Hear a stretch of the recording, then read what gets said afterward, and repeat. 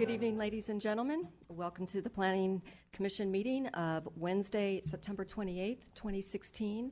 If you haven't already done so, please take a moment to silence your devices. Mr. Paulson, would you please call the roll? Yes, thank you. Commissioner Hanson? Here. Commissioner Hudis? Here. Commissioner O'Donnell? Here. Vice Chair Kane? Here. Chair Badami? Here. Would everyone please stand and join Commissioner O'Donnell as he leads us in the Pledge of Allegiance? I pledge allegiance to the flag of the United States of America and to the republic for which it stands, one nation under God, indivisible, with liberty and justice for all.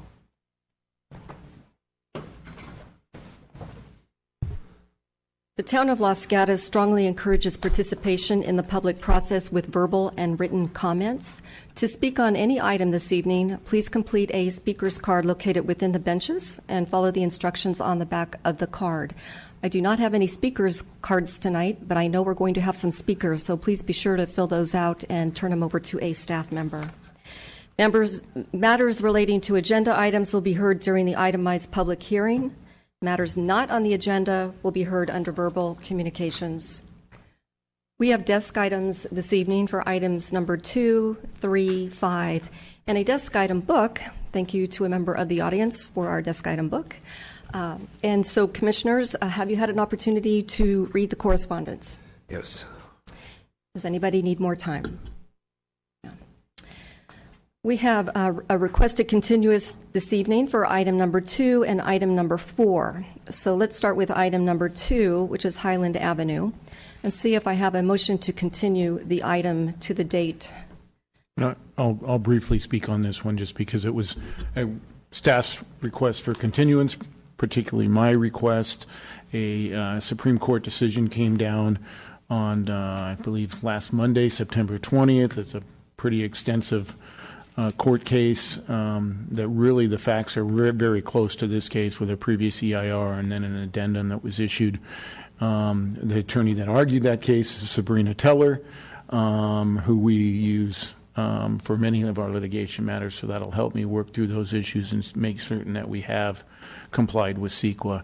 And then on top of that, not only that case coming out, the appellants have relied very heavily on that case and provided, I think you saw in the documentation, either an over 20-page report relying on that case. So it really came about not because of the appellant, not because of the applicant, because of me. With that being said, too, we always try to find a date where the appellants and the applicants are available for the rehearing. This has been a very difficult one because there's a number of appellants, although staff has requested the October 26th date. Appellants have said they're not available for that date. Then the first meeting in November, the applicants aren't available, and then there is no second meeting in November. So I just wanted to give you that information. Staff's still recommendation is it needs to go on October 26th because we do have to keep these things moving regardless of whether people aren't available. But I wanted to make certain, and I told the appellants and the applicants I would let you know that those of the two dates that they're not available. And I think the first one in November is a very impacted meeting to begin with. It was never one that staff was able to accomplish. So with that, you can ask us or staff any questions. Oh, and there are two public comment matters on that issue. Because the item's going to be continued on number 2, though, your public comments would be tailored only to the request for the continuance. We're not opening this up for the public hearing to talk about the actual case, but there are 2 that you can take the public comment on. And so I would suggest from a process perspective, probably making a motion to continue item number 4, and then hearing 2 from the folks in its normal order. All right. So let's deal with item number 4. Do I have a motion to continue item number 4, which is not Highland Avenue? Yes. Okay, I have a motion. Do I have a second? Second. Seconded. We have a date, though, on that, do we not? Because we have a special We do. meeting on that. Correct. There's no changes to that. It's getting continued to October 17th. Okay, so the motion would be to continue it until October 17th. Correct. Do I have discussion? Commissioner Hanson, did you have your hand up? No question. Okay. All right. I will call the question. All in favor? Aye. Aye. Passes unanimously. All right. So item number 2. This is a requested continuance for architecture and site application 15-077, 19 Highland Avenue. Considering an appeal of a decision of the Development Review Committee approving an architecture and site application to construct a new single-family residence and remove large protected trees on property zoned HR-2.5. So at this time, I will open the public testimony portion of the hearing and allow the appellant or the applicant first up. No, there wouldn't be. There would just be the two comment period. All right, so so this is the comment period? Mm-hmm. All right. And it's restricted just to the issue of continuance. All right. So I have two speaker cards, and that would be Bess Wersima. 3. Good evening, Commissioners. Here we are again for 19 Highland Avenue. I spoke with Ed earlier this evening. As you know, this has been to the Planning Commission repeatedly. We also had a request for continuance that we honored from the appellant group previously. I understand this one is coming from Mr. Schultz regarding the legal matter around the California Supreme Court hearing that just came down recently. We would like to request that we be continued to the soonest possible date, the October 26th date, which we had previously discussed with staff. I think I just heard there might be a special meeting on the 17th as well, and we'd be happy to jump on that earlier one also in order to alleviate heavier planning commission meetings that you may have. It's our intent to make sure that this gets heard as soon as possible. We have heard repeatedly from the appellant group that they are prepared to take this all the way to town council. So it's our understanding that it really doesn't matter what happens here at Planning Commission, that should we get an approval or a disapproval, that they would carry it right along. So we'd like to expedite this so we can get this done this year and hopefully get underway early next year when the rains stop. Also, Mr. Pearson would like everyone to understand that due to continued all the continuances and all the extra effort he's had to make, he's put in over $50,000 in extra effort to have his team of people be available for these planning commissions over the past 3-4 months, and also be available for vetting reports and everything. And some consideration should be made based on the impact financially that's having on him, in addition to the delay of construction. So we'd love the 26th, or like I said, we'll take the 17th. I do know that Bart Heckman has reviewed extensively the Supreme Court case. We've had meetings on the side about it, and he's prepared to come as soon as possible with his understanding of that as well. Thank you. Thank you, Ms. Wersima. If any of the commissioners have questions, can I take questions for Ms. Wersima, or is this strictly comments? No, if there's questions. Any questions? See none. Thank you. Our next speaker is Cindy McCormick.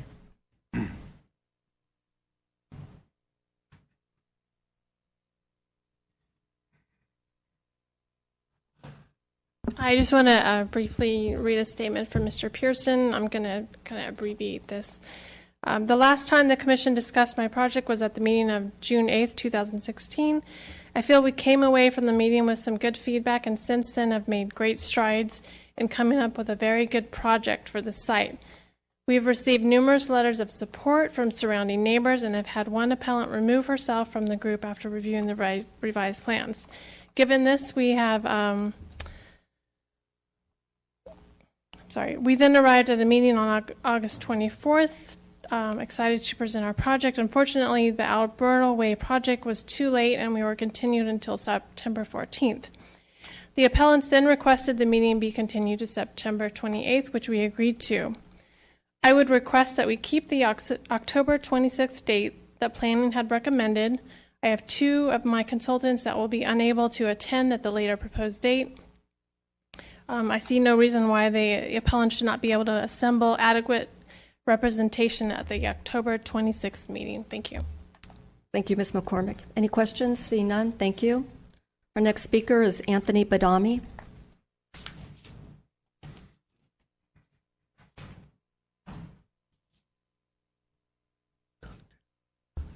Anthony Badami, One Highland. After speaking with the appellants, my co-appellants, the only dates available for them to attend would be, that we all could attend, would be November 9th and December 14th. This was not a continuance on our part. We were all set to go tonight. This was on the town, I guess specifically on the attorney. With this change, this continuance, October 26th, we cannot make. We will not be adequately represented. I'd like to make one other comment. I'm not sure where the architect is coming from that we are determined to take this to town council. I've never said that, and I've never heard any of my co-appellants say that. So that would be mere speculation on her part, and we take a little bit of umbrage to that. Thank you. You still have a couple more minutes or a few more seconds? No? Okay. Commissioner O'Donnell, followed by Commissioner Hudes. Could you tell us what your difficulty is in going forward on the 26th? October, Dee Smolin, who is a planning commissioner for the city of Saratoga, cannot attend because she has her obligations that same day, that same night. I believe Lisa Roberts is not able to attend. Our environmental consultants are not able to attend. Given that the CEQA is such a pivotal element of this case, I think it's very important that our environmental consultants are available. I don't recall, and I apologize for that. Are you represented by counsel? Who's your attorney? Do you have an attorney? We do not have an attorney. Okay, thank you. Although Lisa Roberts is an attorney, but Commissioner Hudes. I'm sensitive to the applicant's concern about delays, two of which were caused essentially by the town and our own proceedings. Have you explored other dates in October? Are there any other dates in October that would be available to you and your team? Apparently, Lisa Roberts had an email exchange with the attorney, and I believe Sally, that we're unable to make the earlier October dates. And in fact, Mr. Schultz had mentioned November and December dates for the continuance, and didn't mention October dates. He apparently needed time to review the case. And again, Dee Smolin is not available, who is one of the appellants. So is the issue that all of October is blocked, or is it the specific dates in October that you were offered were blocked? It was a specific, to my knowledge, it was the specific dates that we were offered. There's only 2 days in October, correct? October is already filled with special meetings, and so we may have a discussion about whether those special meeting dates are the appropriate ones. So I'm trying to find out whether it's the whole month of October that's a problem, or it's the specific dates that you've been offered. It was the specific dates that were offered, and I couldn't speak to other dates, although Dee Smolin, again, she has her planning commission at the city of Saratoga, and she mentioned that she wouldn't be able to make any October dates. Okay, thank you. Thank you, Dr. Badami. No further questions. All right, so I will look to the commissioners. Do I have a motion to continue the item to October 26th? Commissioner O'Donnell? I have a question before that. We seem to have tension between the 26th and the first date available in November. Would you remind me of that date in November? The first date in November is November 9th. So we have a 13-day disagreement, it sounds like. I don't recall, but were both sides available on the 9th, or have we heard from both sides? We've just heard from one side, but what about the other? The first two speakers spoke about the 9th, and I believe they mentioned that 2 of their consultants weren't available on the 9th. Okay, thank you. All right, any discussion? I'll make a motion. Commissioner O'Donnell? I'll make a motion that we continue this matter until October 26th. All right, do I have a second? Commissioner Hanson? I'll second the motion. Do I have any discussion? Commissioner Kane? It just seems like damned if you do, damned if you don't. If one of the parties is saying they're going to be underrepresented, and given that the continuances previously were circumstantial, it seems like we're penalizing one side. I'd like a discussion on that before I vote. So from staff standpoint, yes, it is unfortunate. There's been previous requests for continuances also, but we do have to do the items of business, so we do have to schedule them. Some of the appellants will be available on that date, and in all due respect, having a planning commission meeting in another town or city can't take priority. If we begin to placate all that can't make it because of business or other issues, then we'd never be able to get our business done. So it does happen. Unfortunately, it does. And I will state that even by doing the October 26th date, there may very well even be another continuance due to the fact that the addendum, depending on when we can get that done, because in all likelihood there will be further changes to the addendum based on the Supreme Court decision. But I think we can get it done and have it on the October 26th date, and that's why we've recommended it. All right, thank you. Commissioner O'Donnell, followed by Commissioner Hudes. I certainly am sympathetic to both sides. The only reason I've requested that we move it to the 26th is it looks like you're, as you indicated, you're between a rock and a hard place. On the other hand, I realize that the applicant has, anytime you delay a project as long as this project is delayed, you just keep running up money. And if I had to choose between who was going to be unhappy, and in light of that, the penalty of time and money, that's why I went to 26. There's nothing fully compelling about that, but that's the way I would lean, and that's why I made the motion. Commissioner Hudes. I'm curious about the legal review and when you think that would be complete. I understand that we have a meeting on the 26th. We also have a meeting on the 17th, I believe, and the 19th as well. And before I even ask about whether there's time on the agenda, I'm just asking the question, how long will it take to have the legal review and the changes that are needed? It would be too close. We talked about that. It would just be too close. Even if there was time on those two agendas, it would be too close to the issuance of it. And we want to make certain, with changes and possibly major changes to an addendum, that both the appellant and the applicant have time to review those. And so we anticipate they would be out that week and give that 10-day period before the 26th.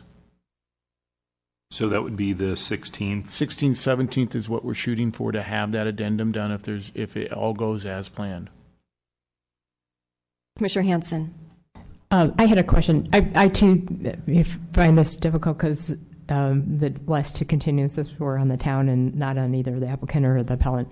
But having said that, I wondered also, do we have any time deadline because of the appeal? I didn't think so because it didn't come up, but that is an issue that we have to be worried about. All right, so I have a motion to continue to the 26th. I have a second. I will be abstaining from the vote due to a perceived conflict of interest. So I will call the question. All in favor? Passes unanimously. Mr. Paulson, I don't believe there's appeal rights on the decision of the actions of the commission on this item. There are not. Thank you. Thank you. If we could, just to make sure, to go back to number 1, the approval of the minutes before we go on to 3. Okay. All right. Yeah. All right, so we are at subcommittee reports. In addition to their service on the Planning Commission, members also serve on various town subcommittees. Do commissioners have any reports to share from any recent meetings? Vice Chair Kane. Commissioner O'Donnell and I met today with the Historic Preservation Committee. We had 5 items for review, one being approval of the minutes. The second was 94 Hernandez. And talk about speedy government. This was our 5th hearing. We started in December, January, April, and August, and all for a good reason. But it just goes to the thoroughness with which the committee does its work, and the applicant's cooperation in continuing to try to get the project right. Our new planning manager was instrumental in having today's meeting be the final meeting. So thank you, Sally. And the applicant's application was approved finally. We also, that was 94 Hernandez. We also looked at 10A and B, Reservoir Road. The matter's been continued as the committee wishes to seek the advice of the town attorney on the application and definition of primary when it goes to defining historical residences, and that was with the approval of staff, so and with the understanding of the applicant, so that was a good thing. 16 Pennsylvania Avenue was approved with slight modification to the design. And the last item of business was our chairperson, Bob Cowan, requested that our committee move forward on seeking definitions to our policies and procedures, penalties on demolition and the definition of primary residence as well. So it was a good meeting. Everybody came away happy. Thank you, Vice Chair Kane. Any other committee reports? Seeing none. Now is the time for verbal communications, and I do not have any speaker cards. So if anybody would like to speak to us tonight about an item not on the agenda, please come forward. Seeing no one come forward, I will move to item number 1, which is our approval of minutes for September 14th, 2016. This is a consent item. Do I have a motion to approve? Commissioner O'Donnell. So moved. Second? Vice Chair Kane seconded. Any discussion? Seeing none, I will call the question. All in favor? Aye. Passes unanimously. Our first public hearing is item number 3, 213 Tait Avenue, Architecture and Site Application S-16-042. Requesting approval to exceed the allowable floor area ratio for an addition to an existing 2-story contributing single-family residence in the Almond Grove Historic District on property zoned R-1D LHP, APN 510-17-007. Ms. Armour, I understand you'll be providing us with a staff report this evening. Yes, good evening, Chair, Vice Chair, Commissioners. The project in front of you today is the proposal by Joey McCarthy to renovate and add on to his 2-story house. The existing house was built in or about 1900, is considered a contributing structure to the Almond Grove Historic District by the town's 1989 survey. However, the original house was altered in 1990, just shortly after that survey, with a new 2-story addition that does not match the architectural style of the house or the neighborhood at the rear of the house, as well as the installation of a skylight at the apex of the pyramidal roof of the original house. The proposal would expand the non-conforming home with additional floor area and additional height and increased visibility on the street. However, the renovation and removal of a substantial portion of the 1990 addition both increases functionality of the house and creates an architectural style more in keeping with the historic neighborhood. The proposal does increase the floor area, which already exceeds the maximum allowed FAR, but it does so without becoming the largest house in the immediate neighborhood, either by floor area or by floor area ratio. Staff recommends the Planning Commission review the findings and considerations in Exhibit 2 and consider approving the project with the proposed conditions of approval in Exhibit 3. This concludes staff's presentation, but I'd be happy to answer any questions. Thank you, Ms. Armour. Questions of staff? Commissioner Hudes. Yeah, just one thing regarding the timing of the addition of the second floor. In the staff report, page 5, it says that there was a renovation and second floor addition in 1980, which would have been before. Sorry, that typo was supposed to be 90, not 80. Okay, so in both places in that paragraph, that should have been 90. Okay. Correct. Okay, thank you. Good catch. Commissioner Hanson. Just a quick question. It was mentioned in the staff report that there are 2 other houses that are above the fire. I mean, because there's pretty small lot sizes in that neighborhood, but it wasn't said which houses they were. I could guess by looking at the chart, but are you able to tell us which other 2 houses are also outside of the fire in the immediate neighborhood? I don't believe we stated which ones are outside the FAR, maximum FAR, but the ones that are greater in size based on FAR than what is proposed are 203 Tait and 204 Tait. Okay, that's what I thought. Thanks. Yeah, and those both exceed the maximum. The maximum starting point is 0.4, so those ones are above 0.4, and so those are the two that exceed the FAR. Okay.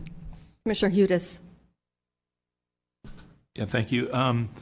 The height of the building, I understand that the proposed addition is 29 feet 6 inches.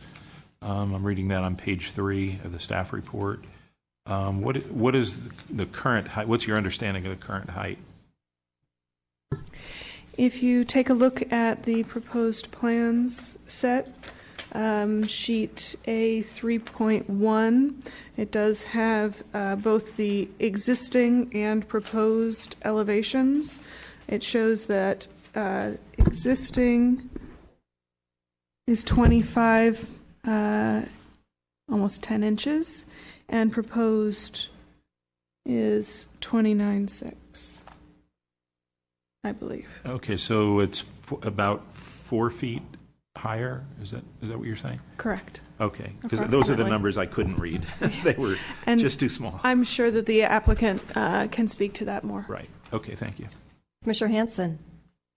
I had a process question. As I was reading through the staff report, which is very thorough, thank you, I had some questions about the intent of the Historic Preservation Committee as they did their deliberations. In particular, there was a comment that when they approved it, that the structure is now in compliance with the look and feel of the neighborhood, but there wasn't any detail about why that was. And all I saw in the minutes of the report was that Len Pacheco had said that in his comments, but it wasn't recorded as part of the motion. So I was just trying to ascertain how that came to be decided. Considering the compatibility of the proposed home with the historic neighborhood is one of the elements of what the committee is looking at for projects such as these. And so considering the character of the Almond Grove neighborhood and what was being proposed and how it changed from existing. I don't know if... So that was a required finding of their approval? And so I would just offer the addition that was done in the 90s, as we understand it now, didn't really, wasn't compatible with the existing structure from a historic perspective. So this is going to bring it closer to that, which would help lend itself to blending in the historic neighborhood overall, architecturally. Okay. Commissioner O'Donnell. Commissioner Kane and I participate, of course, for the historic preservation, and this did come before us 3 times. And there were changes made. So at the end of the day, we felt exactly as we had decided. So it was not a particularly controversial decision at the end of the time. But when we started, we were not happy with it. But the applicant was very cooperative, and so was his architect. And so just as a member of that committee, I think I can say we think sufficient changes were made, and we do believe that it is now consistent with the neighborhood. Thank you for sharing the input. Any further questions of staff? Seeing none, I will now invite the applicant and their team to address the commission for up to 10 minutes. I have a speaker card from Ms. Worsima.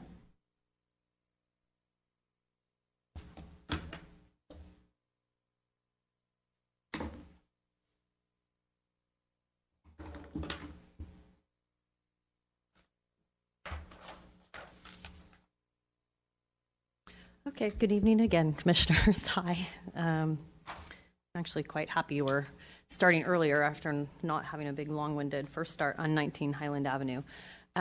So I wanted to just share with you a little bit about this house and how we ended up determining that we really needed to continue to exceed the FAR. So if we take a look at just how the town calcs their FAR and what we're at. If you do the math, obviously you end up with allowed being 1926 FAR. Our current existing countable FAR, and that's going to come up later, my definition of countable, is 2025, and our proposed is 2,343. A modest home for the neighborhood, and also exceeded in the immediate neighborhood by 2 other properties in terms of simply square footage. So our existing square footage already exceeds the FAR by 99 square feet. Our proposed does exceed by 417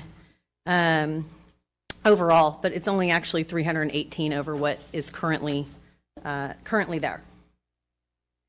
So again, this just kind of looks at the math on the site again. I would like to point out specifically that lot coverage is not changing. So there is no increase in overall footprint here. In fact, there's a decrease in the second story footprint, which I think also helps to bring down the bulk and mass of the house, even though the FAR is actually increasing. Just a quick graphic to talk about where the house is and how far we're exceeding it. The first floor addition, the addition is only 22 square feet, and the second floor addition is 296, even though the footprint is decreasing, and we'll talk about that again. The first floor is simply enclosing an existing corner porch, and I've got a graphic to show you that as we get down the road. So this diagram is actually important to understand this house. So this house in particular has an original structure out front, and it actually has a very tall second floor that's existing. A significant portion of that floor is actually considered usable by the homeowner and by anyone who's in the house, but is not considered countable in terms of how we count square footage for FAR. Meaning, if you look at this diagram right here, the green we would say is not countable. That's this little area that sits out in the tucked where the roof goes under. The city counts what you see in this kind of orange area in the middle. So the upper footprint of this house is actually being decreased from here all the way out to here. And what's countable here is this area right here. That's because it exceeds the minimum height requirement here. This blue area here and here that you see also in this U-shaped area around the stair access that's existing. So the existing stair that comes up from the house dumps into what the town would count as non-countable FAR, but actually is usable FAR square footage by our client, currently used as storage and a little bit of rec room space. And then our new proposed plan actually makes a more conventional floor plan with bedrooms upstairs and a staircase that's located more in the middle to help both our front and rear curb appeal kind of come more into play with the existing historical nature of the home.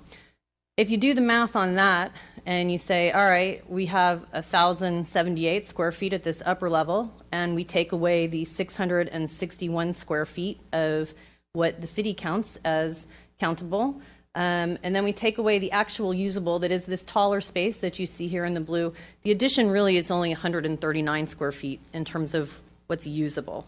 So it's a little bit what's usable, what's countable. I understand that it's a math problem, but I just want you to understand what the actual historic nature of the volume of that space is currently. Another reason that we believe that we should be allowed to ask to exceed the FAR, not only because the current house does, but it's typical for the neighborhood. So if you look at the Almond Grove as a whole, defined by the yellow outline right here, and you look at our project site, the red right here, immediate neighborhood is defined by these 10 properties in the dashed blue line. There are currently 4 properties in green that exceed the FAR right now. Those exceed the FAR with an average between them of 53%, and the neighborhood as a whole, with all of the orange, that kind of shows that it's pretty typical in the neighborhood, have an average FAR of 46%. Our proposal is just to bring us to right around 40%. So we do feel like we are consistent with the neighborhood, not just from how the proposal is done from a design perspective, but also from an FAR perspective. Okay, so this talks a little bit about bulk and mass and how we're accomplishing this for this house. What you can see here is the covered porch at the back. This is the little downstairs square footage addition that's being added underneath the existing roof. And then the building footprint is actually being maintained on the lower level. This is kind of what you see from the street level from a very historical perspective in terms of the volume of the home. So no coverage increase there. On the upper level, what you can see is that we're actually pulling this second story line back, both in the front of the home and in the rear of the home. So the volume of the house is pulling back from both the front and rear setback in terms of, I think, what you would perceive as overall mass as a pedestrian. Yes, it is getting taller, but it's moving back on the property. You can see that U-shaped area right here is actually where we're pulling back, and then up here at the back of the house where we're eliminating that really trippy 90s addition. Okay, so what's happening here then is we're also maintaining, and this was part of our commentary from the historical committee, that we needed to maintain more of this roof structure here. So that's part of this pullback here as well.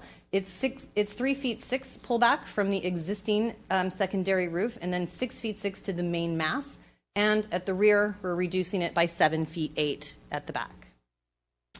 If you look at overall height, you can see that we are increasing the height, but rather than having this staggered kind of big mass slammed onto the back of this cute little historical four-square house here, we have made sure that we've maintained this. This was part of the character, that we wanted to make sure we repeated the same window style, same building materials, etc. At the rear of the home, we had an intent to be more modern originally, but it was requested by the historical committee that we come more in alignment with the double hung windows at the bays, and that we do not have a full exposure of glass on the back. So both of those things were good feedback from the historical committee, and we were able to accommodate them from a footprint perspective. These are just side views of the house, and again, showing that the character of the home is remaining similar to what you see today. Or yes, similar to what you see today in terms of maintaining kind of the look and feel of the hipped roof portions of the house, the taller extruded double hung windows, the same materials being maintained. Okay, so these are just some 3D models that we did for the historical committee. You can see this is the existing home. Right in here, I know it's dark, but that's how it is. There's some big trees overhanging it. Here is our model put in. You can see that we've maintained this roof here, and then there's kind of a nice single bay, again with the tall extruded, proportionally double hung windows at that front bay with the open gable. Looking kind of from the other side so we can avoid that deadish tree that's in there. Obviously this is our house right here, and this is the proposed house. So again, maintaining that sense of procession and layering of the porch, the tiered two roof piece, and then the new roof and the new piece kind of tucked nicely back, again, around 6 feet back from what you currently see. Looking in the other direction, here is the existing home. There's the non-conforming skylight that was on there, and then back behind that you can't see is also part of the big addition. So here is our new house kind of from the side there looking, so that's the two side views and the front view. Looking the other way, obviously pretty hard to see with the existing tree coverage that's there, but we figured we'd give you all the views so you could have kind of everything in your pocket. These are just current building sections and proposed. You can see in the current building sections that, you know, this is that space, the doorway to the master bedroom, where the stair was coming up, etc. And then proposed sections showing how we're tucking under and fitting into that new roof structure. Same thing. Building materials are meant to match the existing in terms of nature of materials. Painted windows, matching trim, white trim, kind of an olive khaki tone on the house, and a dark comp shingle roof. Existing garage, it was asked if we were touching the garage, and we're not. We'll just obviously paint it to match the house. All right, so I think in summary, we do feel like the addition is in keeping with both the character of the neighborhood from a historical standpoint, actually bettering the house, and then also consistent and at a modest size at the square footage, and again, only at 40% when neighborhood average is, immediate neighborhood average is 53, and historic Almond Grove neighborhood average is 46. Thank you. Thank you. Questions for Ms. Wirsima? Commissioner Hanson. Thank you for sharing those pictures. I was glad especially to see the 3D renderings because it's hard to take that out of the, yeah. My only question for you is, it was about the skylights. The original 1990 remodel obviously had those big, huge skylights, and I realized that it wasn't flagged by the Historic Preservation Committee, but it came to my mind. I wondered how, in keeping with the historical nature of the neighborhood, is having any skylights. I just wondered if you could comment on that. So the design guidelines and the Historical Planning Commission did not like the pyramidal skylight that was on there, that big kind of one that clunked onto the first roof, obviously. And I think there was concern that it also was a beacon at night and everything else. I do think that new skylights, when they are set not on a front-facing elevation, rather on a side or a rear elevation and are curb-mounted, are very low profile. So they're not big bubbles. They kind of go away. And our roofing material as an asphalt comp shingle roof material in the charcoal type colors with a charcoal flange on the skylight will only have about a 5 1/4 inch raise over the profile of the roofing material. So they're not operable. They don't pop up and become some sort of, eyesore on them. And none of them face the front or the sides that the neighbors would see visible from their property. So basically, you're saying even that they're not visible from any of the angles that you showed us the renderings on. Correct. Yeah. Let me go back to the roof plan. Hold on. Let's see. Okay. So you can see this is the large pyramidal skylights on the home, and then this is the front of the house, by the way. Here, there's the little front porch right here, and then part of the original roof.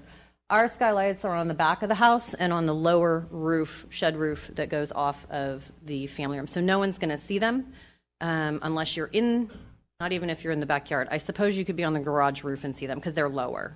Well, did I not see some in the top, in the center as well? That's an existing one that's being removed. Okay. All right. Thank you. Commissioner Hudis? I had some questions about I'm getting bits and pieces of it, but the evolution with the Historic Preservation Committee. What did you start with? What did you end up with? And what you've got finally, is that consistent with American Foursquare, or are there some things that are not consistent? Okay. Well. Let me just say this. From an architectural standpoint, I believe our initial proposal was more in keeping with what would be a 2-story version of an American Foursquare house. And that's a pure extrusion. So the front facade goes straight up 2 stories, and then the hipped roof carries on from there. The Historical Committee did not prefer that effort. They wanted to keep the original roof lines of the house more intact, and that was the driving force for modifications to the front elevation as well as the roof line and the overall massing specifically at the front of the home. So what we did then was make sure so this roof was very important to maintain. This is the front porch. The details on the front porch with their really skinny 4x columns and the type of railing was very important. The tall proportion of the double hung windows was very important. And then having this hipped portion or a portion of that be maintained was also critical to the committee. So we came back with a proposal that was slightly different than this one. It was still more forward, still a little bit more straight up and sheer. And then what we did was pull this back a little bit more and then create a single unified bay rather than 2. We did have a proposal originally with 2 at the front and the 2 upper bedrooms, 2 upper kids' bedrooms at the front and the master at the back. That was perceived as clunky and not really paying homage to this roof line enough. So we came back with this proposal. We flipped the floor plan. We brought the master bedroom to the front of the home, developed this bay window for egress and light for that, and then proportionally made sure that it fit so that these tiered roofs would work, matched the windows to the existing type of windows that are there. And then other comments had to do with this back elevation. It was well received that we were indeed ripping this action off of the back and making it more traditionally kind to the home. But we did have a more modern door setup down here in that we had larger panels of glass that also wrapped the corner so the whole building could become exposed. Len was pretty big about making sure that we brought these in and brought more building massing down on the sides here so that they would have a more traditional layout and appeal, and again that the proportion of the doors would be more in keeping with the current window system. There was also some feedback on this bay here. We had it articulated a little bit more with a little bit more trim and a little bit more detail. And that was perceived as fussy and not necessarily in keeping with the simplicity of that kind of four-square Americana home. So we tightened everything up, eliminated some fussy details, so to speak, and just kind of streamlined everything proportionally to match the existing. And that is when we, I think, satisfied the historical committee. And have you Correct. ended up with something that is American foursquare? I would say we're close. I would say if you look at pure, true history of architecture, a true foursquare is a pure extrusion with just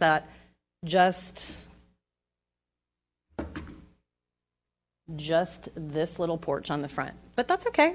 This works with the neighborhood. If you look at the rest of the homes in the neighborhood, there are a lot of bays at the front. There's some movement on them, hipped and gable roofs coming together. So I do think that it works. I like the three windows at the top. I think proportionally it helps to elongate the house, which is one of the characteristics. Okay. Any further questions? Commissioner Hudes? One more minor one about the boards. I see something in your letter about changing the wood siding from 6-inch boards to 8-inch boards to better integrate with the second floor addition. Did the Historic Preservation Committee comment on this change? Was this a concern at all of changing the board width? I believe that they asked us, and what our final bit is that we match the existing. Correct me if I'm wrong, Commissioner Kane and Commissioner O'Donnell. So I think that letter is a previous one from one of our original submittals. This is the one, June 2nd. Yeah, Okay. I think that's before our last historical one. Okay. So we are matching the existing character and materials of the home. Let me get to that really quick for you. So this, what you see right here, is what we'll be matching in a color more like this. Okay, good. Thank you. Any further questions? Seeing none, you might want to stay put for just a moment. I don't have any speaker cards from any members of the audience. If you would like to speak to us on this item, now is the time. No one is coming forward, so Ms. Warsima, you actually have another 5 minutes if you'd like to take advantage of it. I don't know, Joey, do you have anything else you'd like to? Oh, maybe we have received support from the neighbors.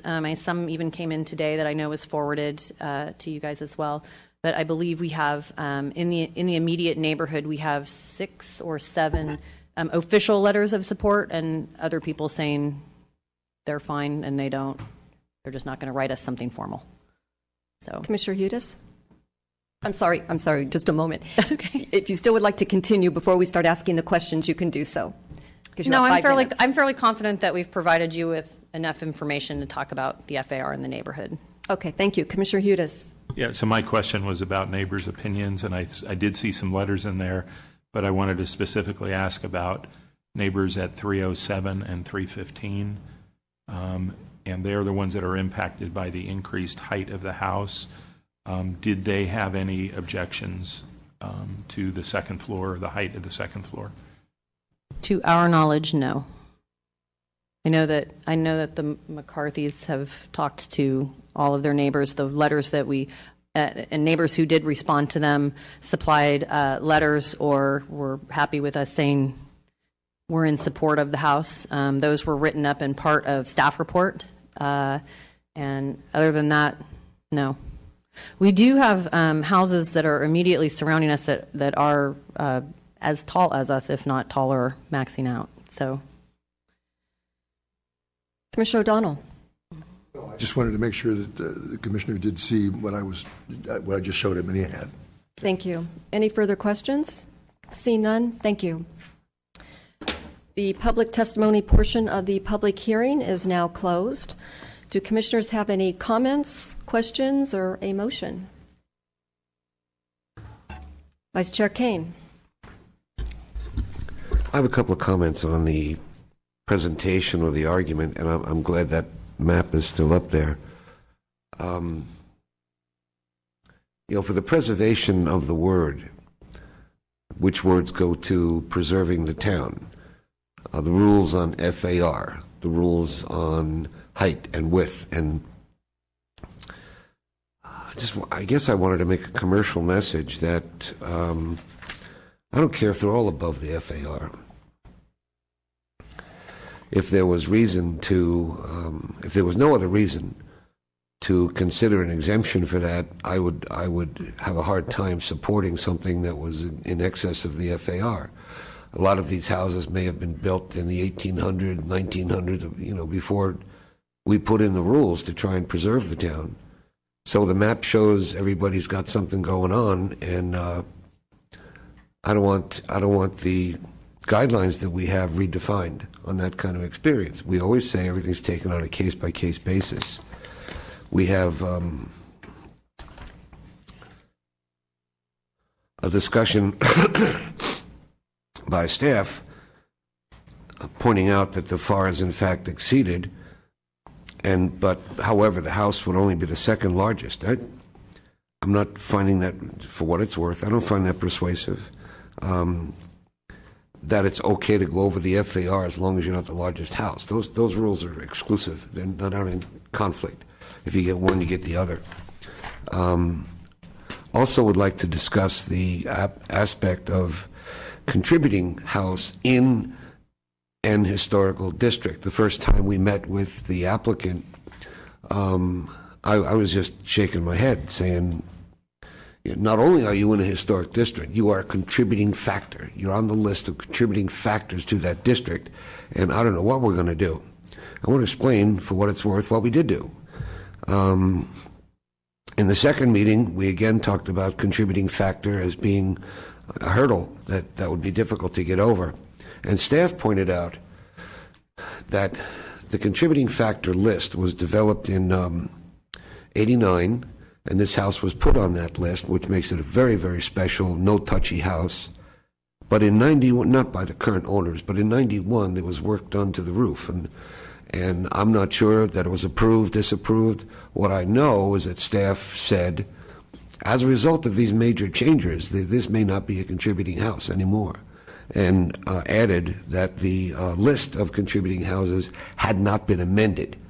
So this house was still on it, but if it was amended, this house probably wouldn't be on it. And so the journey through historic preservation was pretty constructive. Each time we got a little bit closer to something that the committee felt was preserving the historical nature of this very important house, a very important neighborhood.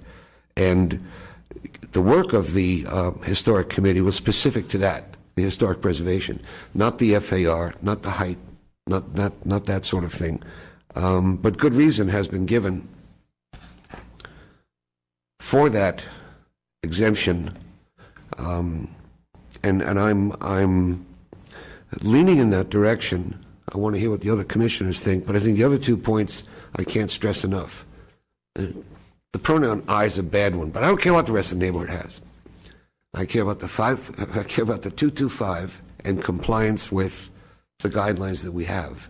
And the second was the only reason, I think, in my mind, that this got through historic preservation was because the word contributing was taken off of that very special house. So we thought we did our job in terms of historical preservation. Now we've got to discuss the exemption on FAR. Thank you. Commissioner Hudis. So being relatively new to the commission, I had really a question for staff about the FAR situation in Almond Grove.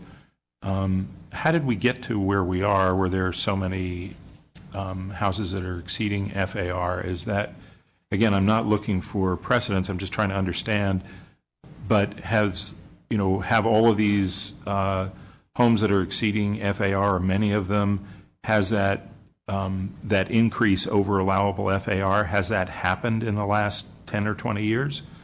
Or have those increases above FAR, do most of those predate even having an FAR? I don't have the facts, so I couldn't give you a number. What I can tell you is that FAR came into place, I believe it was 97. So many historic districts have this scenario, and the commission has looked at other homes in this and other historic districts. One comes to mind that I think was done either this year or last year, that was in a similar situation. And so for staff, we look at the findings that are required to exceed the FAR. And so if the commission determines that they meet those findings, then that would be enough evidence to grant the exception. Commissioner Hanson.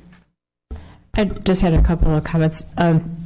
It seemed to me that this is an opportunity to take a house that isn't in compliance with the historical nature of the neighborhood and bring it into compliance.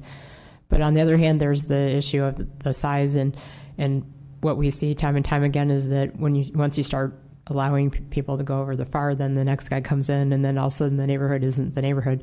But in this particular case, I'm pretty supportive of the application because it will bring it back in compliance, and because it's not so far out of line, and it still is within the range, and it looks like it fits in the neighborhood from the pictures that I saw. And also, I thought that the Historic Preservation Committee, the fact that they reviewed this thoroughly, and you guys look at this on a very detailed basis, I feel comfortable that you guys have vetted this thoroughly. So. Commissioner O'Donnell. This particular house was gone over, I think, perhaps more so than most houses. And when we first started, as Commissioner Kane said, there was a fairly negative feeling about it. However, they worked through this, I forget whether it's 3 or 4 different times. And as has just been pointed out, the required findings for exceeding the maximum floor area ratio is set forth in Exhibit 2. And the staff believes, as I do, that the exceptions are supported by the facts of this matter, and therefore it would not be inconsistent. In fact, it would be consistent to find that the exceptions exist, and it would therefore, to the extent that anybody's worried about doing something contrary to what we should be doing, the exceptions mean we can do it, so that should not be a problem. And realizing that some people say precedent isn't that important, but in the event that you think precedent is important, I don't think it sets a bad precedent because, again, of the reasons and the number of iterations we had on this particular house were just very impressive to me. It went on, lots of changes were made. I serve on that committee, but I would say the members of that committee who have a technical background did a very good job. So I feel we're okay on that. I would add to that I would be in support. I'd be ready to make a motion, but I look at neighborhood compatibility, and I see that this is compatible with the neighborhood. Having a 5,000 square foot lot size is extremely difficult. This did pass the muster of the HPC. They're a difficult crowd. And we have the support of the neighborhood. So with that, I would move to approve architecture and site application S-16-042, requesting approval to exceed the allowable floor area ratio for an addition to an existing 2-story contributing single-family residence in the Almond Grove Historic District on property zone R-1D. I can make the required findings for CEQA. I can make the required finding for exceeding the maximum floor area ratio as required by section 29.40.075 of the town code, that the design, theme, sense of scale, exterior materials, and details are consistent with the provisions of A, the applicable landmark and historic preservation overlay zone, and C, the adopted residential development standards, and that the proposal is consistent with the residential development standards in that it is similar in mass, bulk, and scale to the immediate neighborhood, and it's compatible with development on surrounding lots. I can make the required compliance with the residential design guidelines, and this was done in consideration with the architecture and site application as required by section 29.20.150 of the town code, as required consideration for construction in historic districts. That being said, that was a mouthful. Do I have a second? You have a second. All right, Vice Chair Kane seconded. Any further discussion? Commissioner Hudes. Yeah, I had a question for staff on this. In terms of the modifications that have been proposed here, is it your opinion that this is taking a a remodel that was done in 1990 that probably didn't comply very well with the historical standards, and making it more in compliance with the historical standards in that neighborhood? Yes. Okay, thank you. All right. I wish I could have done something real quick like that. All right. Vice Chair Kane. That was a great report. I wanted to agree with it because this is one of those things that doesn't happen very often. In terms of what we were concerned about, the House got better. And so that was a good thing. All right. So we have a motion to approve and a second. I will now call the question. All in favor? Aye. Passes unanimously. All right. Mr. Paulson, are there appeal rights of the actions of the Commission on this item? There are appeal rights. Anyone who's not satisfied with the decision of the Planning Commission can appeal that decision to the Town Council. Forms are available in the clerk's office. There's a fee for filing the appeal, and the appeal must be filed within 10 days. All right.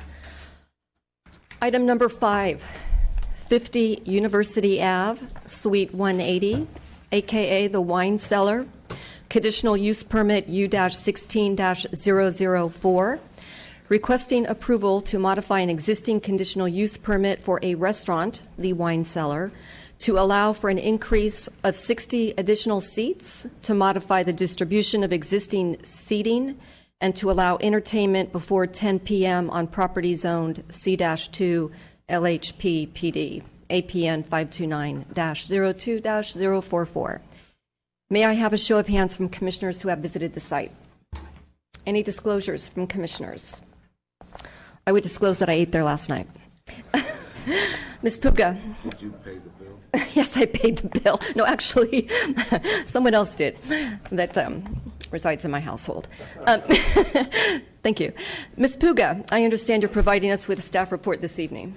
That's correct. Good evening, Chair and Commissioners. The subject site's located on the east side of University Avenue, approximately 500 feet north of West Main Street. The existing tenant, the Wine Cellar, has occupied the space since 1965. The applicant is requesting to modify their CUP to permit an increase of 60 seats, to modify the distribution of the existing seating in the restaurant, and to allow entertainment before 10 p.m. The applicant is proposing a 2,661 square foot expansion to the existing 3,186 square foot restaurant to allow for the creation of the 2 new private dining rooms with a total of 60 seats for a total of 200 seats for the restaurant. A portion of the area proposed for the renovation is currently used as storage, electrical, and maintenance area. The remaining area proposed for the renovation is vacant space that was formerly occupied by a retail tenant, Borders. The 2 new private dining rooms would utilize the same existing hours of the restaurant, which are 11 a.m. to 2 a.m. Monday through Friday and 9:30 a.m. to 2 a.m. Saturday and Sunday. The existing and proposed use requires 1 parking space for every 3 seats. The existing property has credit for 464 spaces in the parking assessment district and provides 199 spaces on site for a total of 663 spaces. The proposed use requires 67 spaces and is in compliance with the required parking. The applicant is also proposing to modify condition number 2 of Exhibit 4, which details the allowed distribution of seating in the existing dining, bar, and outdoor areas. The applicant is requesting to decrease the number of seats in the bar and dining areas in order to increase the number of seats on the outdoor patio. Lastly, the applicant is requesting to amend condition number 7 of Exhibit 4, which restricts entertainment. The applicant is requesting to amend the condition to come into conformance with the newly adopted late-night entertainment policy.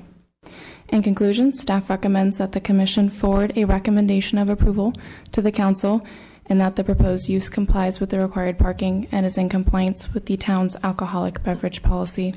This completes staff's presentation, and we're happy to assist the Commission. Thank you, Ms. Puga. Questions of staff? Commissioner Hudes, followed by Commissioner Hanson. So in terms of this, it talks about expansion and it talks about conversion. Just to be clear, is there any expansion of the envelope of the building? There is no expansion of the envelope of the building. Okay, thank you. Commissioner Hanson? I had a couple of questions. The first one, what kind of community outreach has been done? Because there are quite a few residences on University, and we didn't see any letters from people in the community with the potential of there being music outside and whatnot. So I just wondered what neighborhood outreach had actually been done. Staff isn't aware of any outreach that's been done by the applicant, but they can certainly speak to that. Okay, so we can ask them about that. And then I had a question about parking. Even after having been on the Transportation and Parking Commission and chairing it, I still don't understand the parking district. I think it's just probably a clarifying question. The property owner has 199 spaces on site, and then they have their share of the parking assessment district, which is 464 spaces. But my question is that 464 total, or what they have left that they haven't given to other people already? That's 464 total. Okay, so what kind of record keeping happens with their allocation of it? Like, I mean, how do we know that they have 20 spaces to give out of that 464? So staff worked with Federal Realty. They provided us with all of the existing tenants, the square footages, and staff created a parking table for the site. And so they have an excess of 193 parking spaces. My math may be off on that. They have 193 left over from their share of the parking assessment district. And I asked because one of the comment letters we got was about parking and, it always being full. So I just wanted to make sure we had done our homework on that. And that's a correction. It's 152 parking spaces that they had left out of their extra 464 to give to new applications. Okay. Commissioner O'Donnell. I have two questions. One relates to the parking across the street. Both sides of the street are owned by Federal Realty. Is that correct? And what time does the downstairs parking close across the street? I can't answer that question. The applicant, when they speak, they may have that information for you. Part of the reason I ask is, I've eaten over there, and typically I'm not out until 2 o'clock in the morning, but certainly they seem to be open until 10, which is more like my bedtime. So I want to know what time they close, because if these folks are open until 2 a.m., it would be helpful if that parking across the street is open around the same time. Secondly, just to confirm, the amplified music we're talking about here is outside and inside? That's correct.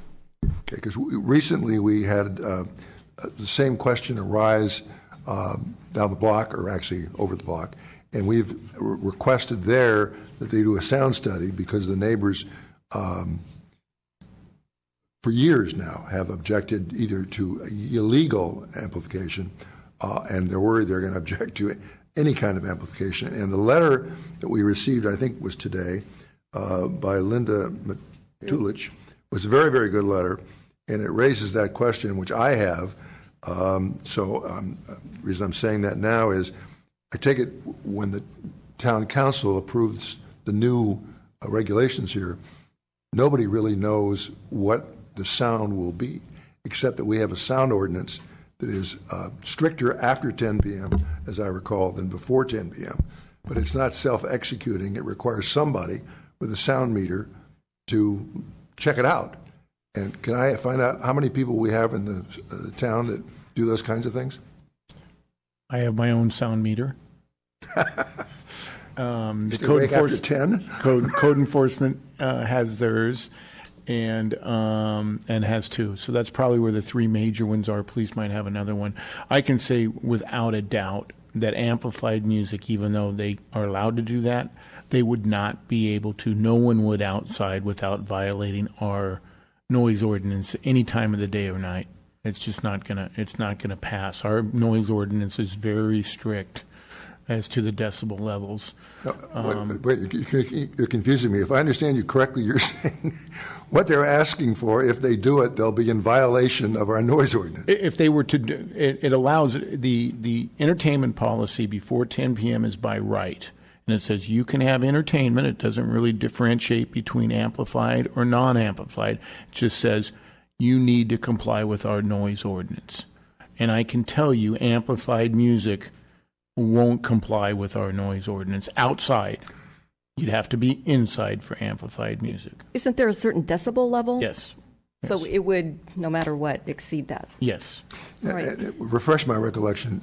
We do know that with the new, whether ordinance is the right name for it, ordinance, we had three factual situations, one of which was if the existing use already had a restriction on amplified sound. And remind me, does this have that restriction? It does have a restriction on amplified music. Because on the, therefore, it did seem to me on the last matter we had that means we will not violate the policy if we say no. Is that correct? That is how I understand it. If the commission's concerned about outdoor amplified music, then that could certainly be part of your recommendation that not be permitted. Okay, thank you. Commissioner Hudes. So I'm trying to make sense out of the document Exhibit 13 in the, it was in the desk item, number 5. And so maybe you could orient me to this. This seems to be a conditional use permit for the entire Old Town, and it refers to some things. I'm trying to understand how that applies to, this particular application. And a couple of things to point out in here. It talks about how many events at a time can be held, but also on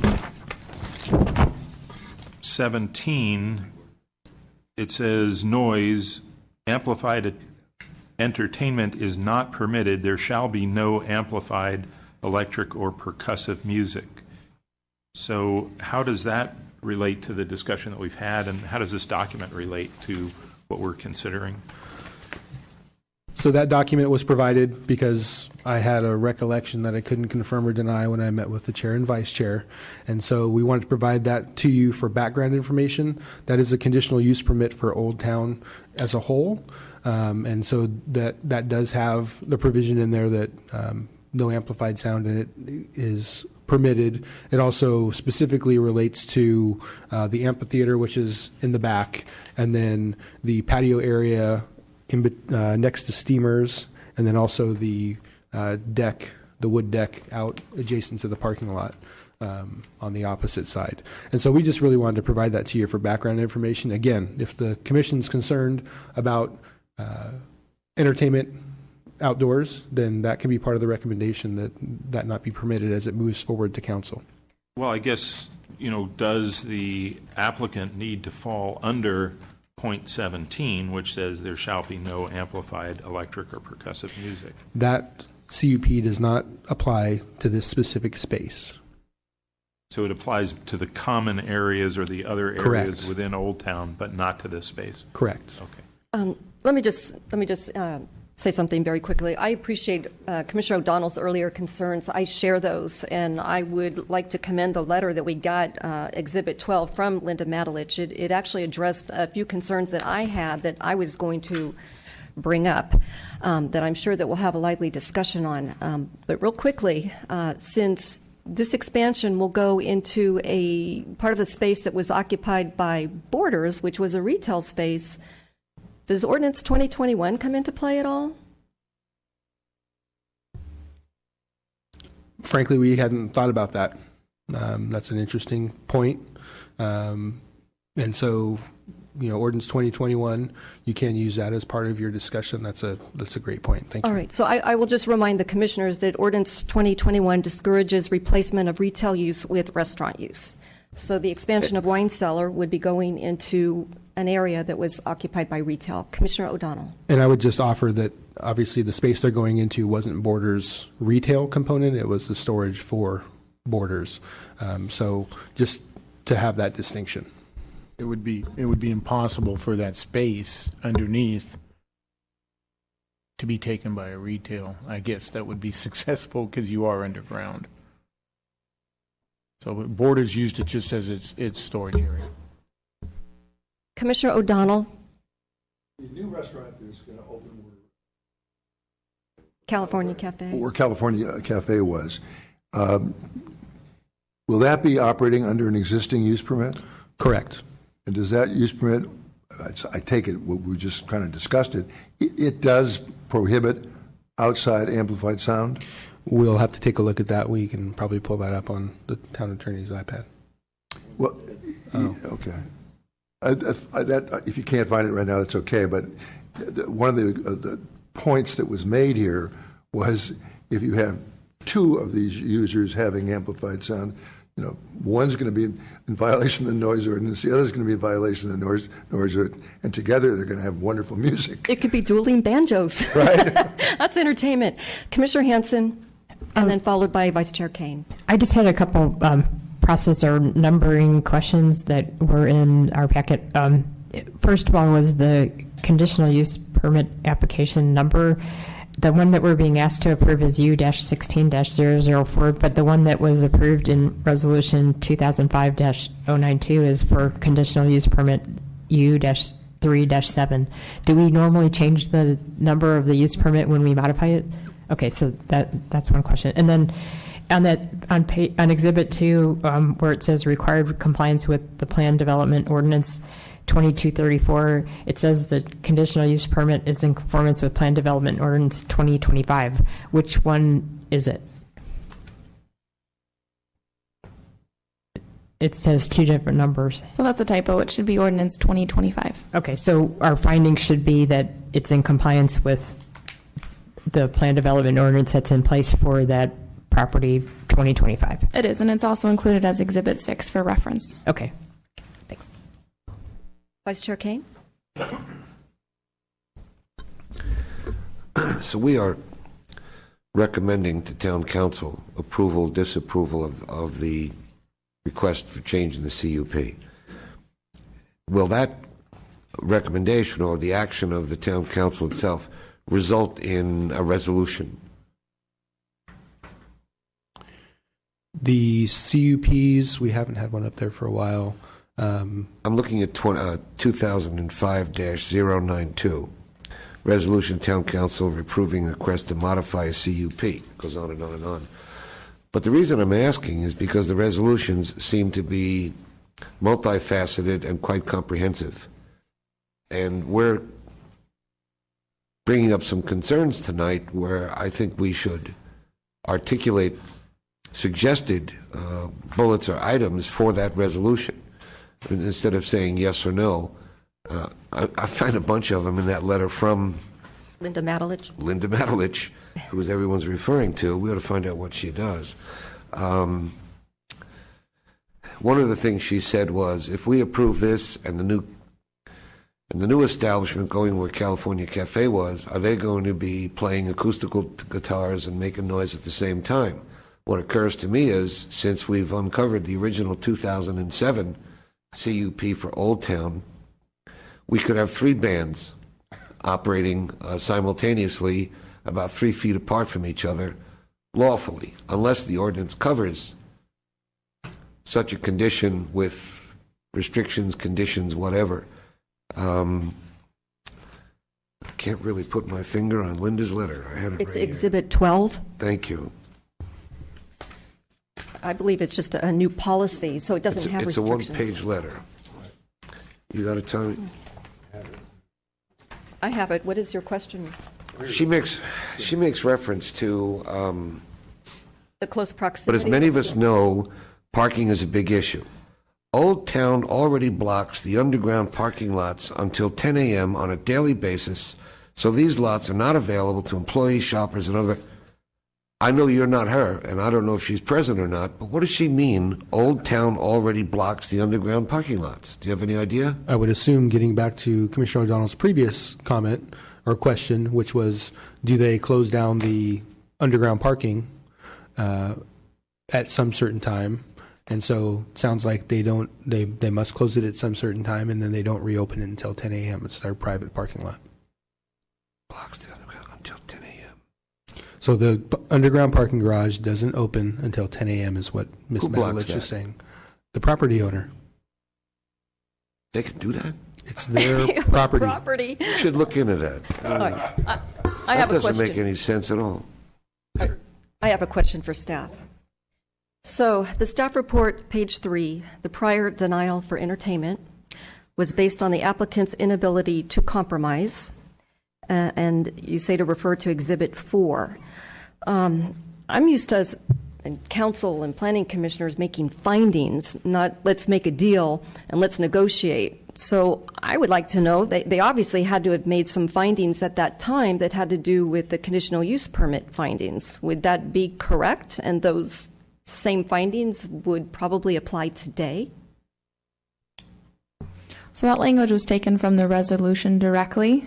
Okay. Page 2 of Exhibit 4. We don't have minutes for that town council meeting to understand what that conversation or how that came about. We just have the staff report and the resolution, which staff reviewed and researched to include that in the staff report. So then would it be reasonable to conclude that the council in 2005 made specific findings to deny based on section 29-20-190 of the town code? We would hope that they made specific findings. I can't confirm that. What we can do is, if this moves forward to town council, is we can go through the clerk's files and get their, probably at that time, action minutes and see if there's any further clarification as to the action that was taken back then. Okay, a couple other questions real quick. Page 4 of the staff report refers to Exhibit 11 for entertainment. Should this have been Exhibit 10?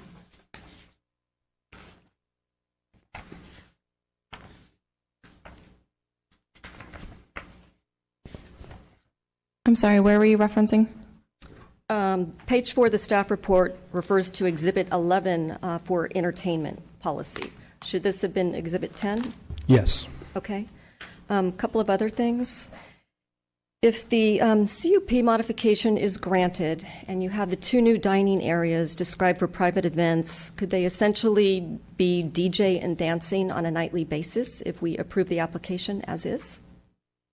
Yes, the entertainment policy permits that is a use of entertainment. Okay. Before 10 p.m. After 10 p.m., they would need an entertainment permit to allow for a DJ after 10 p.m. Okay, a couple more questions if the commissioners don't mind. Should the CUP be granted and noise complaints follow, can you walk me through the process of regulation and enforcement? So our noise ordinance specifically states that the first time if there's a noise violation, a warning is given. And then the second time is a fine of $100, goes up to $250, then to $500, and then to $1,000. Probably at some point in time during that period, though, if there was repeated, there would be discussions with the homeowner. Our code enforcement policy talks about voluntary compliance and working with homeowners and businesses. So we'd probably work out a solution to that to make certain that they were not violating their noise ordinance. And you'd be able to do that by knowing what that level is. Our entertainment policy discusses requiring, if there is this type of thing, of actually having them obtain sound equipment so that they can monitor it themselves and know exactly what that level is out if in fact there was that situation occurred. What would happen if the town got a complaint and it's loud, and you can maybe a dispatcher can even hear it in the background, and when the code enforcement officer goes out, all of a sudden the music gets turned down? Do you just take the word for it? I mean, what's the documentation? So we can the best would be having sound meter readings, but we could also write a citation just based on if it was that loud and the dispatcher could hear it from City Hall all the way, for in this example, from Wine Cellar, we could base that on the ability that it had to be over the dB level. I would say the dispatcher over the phone, not necessarily from City Hall. Yeah. Okay. Further questions from Commissioners? Vice Chair Kane. I'm guessing in part, it may not be relevant, but the request we have here is as a result, perhaps, of the new entertainment policy? So I'll provide a little clarification. So the result we have here is the request to expand the restaurant and add 60 seats and modify the allocation of their distribution of those seats. Because the late night entertainment policy was adopted, staff recommended that they ask for that. They may be more than happy to either stick with what they have from an entertainment perspective or be restricted to just indoor. And so those are things that you can work through with the applicant, but they had not originally requested a modification to the entertainment condition.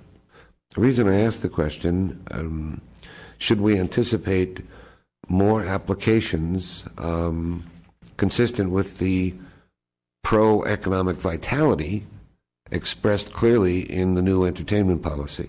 And if we should, then we should be real careful on the recommendation we give on this application. Well, that's clearly possible. And to go back to the previous question about California Cafe, they do not have a condition that restricts entertainment, so they can use the entertainment policy as it currently exists, and they do not have to come back for a modification. So that is possible. I don't believe we have any other current ones that I can recall in the pipeline, but I would imagine that it would be limited to that list of CUPs that specifically have conditions relating to entertainment. And remind me that none of those currently provide for amplified music. They're mostly acoustical. Well, they're all acoustical or other, but none of them are amplified right now. No, I'm not sure that's accurate. Can't think of a place where we've got amplified music outside. Outside, that may be a different conversation. That's a no. Yeah, that could very well be. My last question is, do we have any? Commissioner O'Donnell mentioned we had a somewhat similar case recently, and we had a whole lot of concern from the neighborhood. On this item, have we received, other than Linda's famous letter, have we received any letters of protest from the community? That's the only public comment we received on the application. And hers isn't even negative. I'm not sure about this, but I sure hope you enforce the noise policy, etc. But we have nothing from anybody saying, please don't do this. No, we have no other public comments. Thank you. Commissioner O'Donnell? Just so I understand the impact of the new ordinance, as we said, there were 3 possible situations, but lumping the first 2 together. For example, at Old Town, the new restaurant for where California Cafe is, under just the ordinance, they wouldn't have to do anything. They can have amplified or acoustical music outside up till 10. Is that right? Correct. So, just by happenstance, in a sense, the applicant tonight has a use permit says they can't. Correct. So I can imagine there'll be a lot of unhappy people that happen to have a restriction versus people that never even thought of it and don't have the restriction. So that's the inconsistency that can exist. Correct. Okay, thank you. So I would just like to point out, maybe you can clarify for me, I believe this is a council policy rather than an actual ordinance. Is that correct? That's correct. So being that it's a policy and not an ordinance, explain the difference if there were possibly to be some amendments made to the policy. If there are amendments made to the policy, then the applicants or property owners would have to abide by whatever is changed. What would be the process for a policy amendment as opposed to an ordinance amendment? An ordinance takes an introduction and second reading, and a policy can be changed at one meeting. Commissioner O'Donnell? I apologize. You may have asked this, and unfortunately I was talking out of class. But what is the effect of a policy versus an ordinance? In other words, we're aware of the policy. Does the policy nevertheless have a binding effect on the Planning Commission? Yes. Okay, thank you. And one last question back to that regulation and enforcement, because I'm interested in that field for a number of reasons. Where would one take the measurement if there is a noise complaint? From the property line, for example, at Old Town, where would you take that measurement? So from our noise ordinance, it's taken from the property line. In this case, it would actually be taken probably from the tenant space, not from all the way out. It would be taken from the tenant space. And that's why it's very difficult in this situation that would allow and meet our ordinance for entertainment outside. It would be very difficult. I mean, it would be a very low plane to be able to make that dB. I mean, it's not easy. For example, I'll give you the differences. This is, I believe, I know Toll House is they have to comply with 61, and you're allowed 8 dBs over that, so they can go to 68 dB. Our noise, because we did a contract with Jazz and the Plaz, allows for 98 dB, 300 feet from the park is where we measure, because we knew that there was going to be exceedances. So they have 98 at 300 feet, where this business is going to have to comply with 68 dB right next to the microphone. Just for the record, I happen to live maybe 500 feet or, I don't know, 1,000 feet. And when they have music on the lawn here, I don't want to know what the dBAs are, but very loud, very loud. Commissioner Hanson. Because we knew that it was incapable of meeting our noise ordinance, because it is very strict. So we wrote a contract to allow for it, so you didn't have a concert being in violation of the noise ordinance. It is interesting. We now have a policy that is incapable of compliance. That's really kind of neat. I would say there are some that can. Palacio, which is you could have farther back in the patio area, and they've been having a little bit of jazz. And since it's farther back, a measurement there is very close to being allowed, very low. But you've heard the testimony I've heard on Palacio, not only the sound of the music, but the language used. So this is a very interesting policy. Commissioner Hanson, did you have your hand up? I did. That was part of my question. I remember talking about the Palacio in the last hearing, and then it came up again tonight. Is there any other restaurant that is currently doing outdoor music? Because right now that's what we're struggling with, is not having a lot of feedback on that. And then once you make the change to this CUP, it's permanent. I'm not aware. Unfortunately, Monica Wren wasn't able to be here this evening, and I will throw in the council actually next Tuesday at their meeting. When they initially adopted this policy, they requested a review, and so that review will be taking place next Tuesday at the council, just for the Planning Commission's information. But I'm not, other than Palacio, which I've heard of, I'm not sure. What I would say is that there are a number of restaurants, and it could even be just a regular retail establishment or a personal service business that could do outdoor entertainment up until 10 p.m. as long as they complied with the noise ordinance. Well, at least as far as we know, the only people that have complained is about the Palacio at this point in time. I'm not even sure that we've received complaints to either police or code compliance. Official, yeah. Correct. Okay. So there has been no complaints to code enforcement or to police. That's true, but there was testimony at the toll house by a person speaking against the toll house, citing she lives apparently, or did live, near the Pazio. She testified, one, as to the volume of noise, and two, as to the language used, which I understand was rap music, and unfortunately, I suppose most of us are aware of some of the language of rap music. So that's in the record, but you're right, that was not a formal complaint. All right, any further discussion? Seeing none, the applicants have been waiting patiently, so I will now open the public portion of the hearing and allow the applicant and their team 10 minutes to address the commission. I have cards for Mark English, Steve Hawk, and Lisa Hawk Alvarez as the applicants.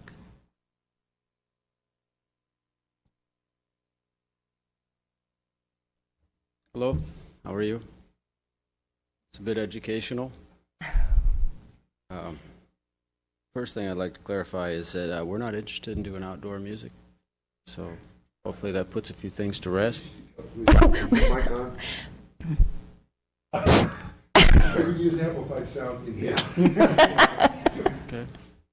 We're not interested in doing outdoor music. So hopefully that helps you sit down a little easier over there. Thank you. Yeah, you're welcome.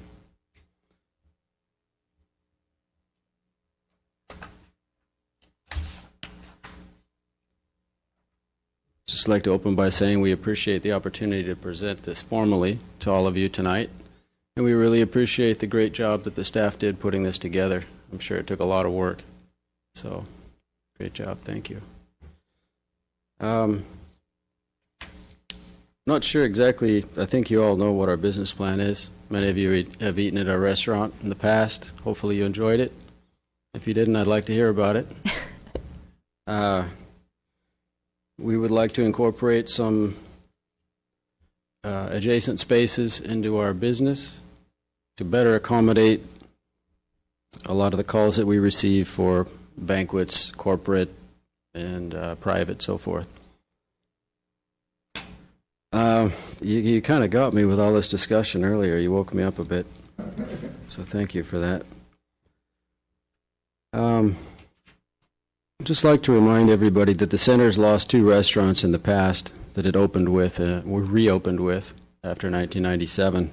And the remodel, and that is Borders Cafe and the Oakville Grocer.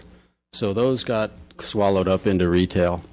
And just wanted to remind you of that. So I don't know if there's also a reverse ordinance that prevents restaurants to become retail. Is there? No? Okay. All right. Just want to clarify that. And also, it seems that the intent, I mean, correct me if I'm wrong, but the intent of the retail to restaurant, is it an ordinance or what is that? Okay. Was to prevent desirable street front retail, okay, to become a restaurant. So that would kind of change the character of the town potentially, and I understand that, and I can appreciate that. So I don't think that's the case here. I would also like to say I appreciate Steamer's letter. I recognize that they are competition for us, but it seems to be we have a pretty amicable relationship. We also share same concerns about parking and so forth. It is kind of ironic that they're probably one of the first violators of the outdoor music. You know, for years they played music right on the sidewalk, blasting out, amplified and so forth. But now they can't because they don't really have a space to accommodate it. So it's just, I appreciate that they've kind of changed their mind about that, because it's a bit annoying to me as well. And lastly, as far as the sound ordinance, with regard to the sound ordinance, it seems that the only people that really violate this outdoor sound ordinance is coming on city property, which is a bit ironic. But everybody enjoys themselves and has a good time, so I guess it works, right?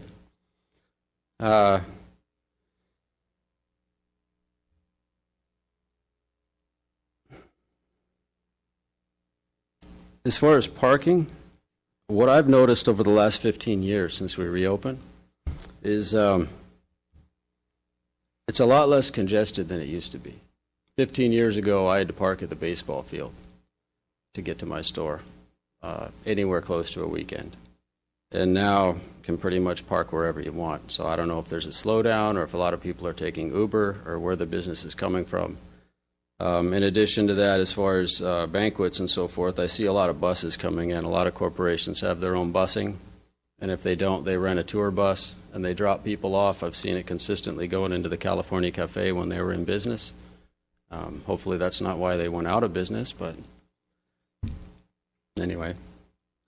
And also with the invention of Uber and Lyft and so forth, a lot of people are actually getting rides if they plan on going out for the evening and having a few drinks. They don't want to drive home, especially if they're local. They just call an Uber, get a ride to our place, enjoy themselves, and get a nice ride home. So do you have anything to add? Yeah, I actually just wrote it down. I'm just going to read it. If you could get closer to the microphone, please. Okay. So I handle all the special events at the restaurant. I'm Lisa. I'm Steve's sister. I'm one of the owners of Wine Cellar as well.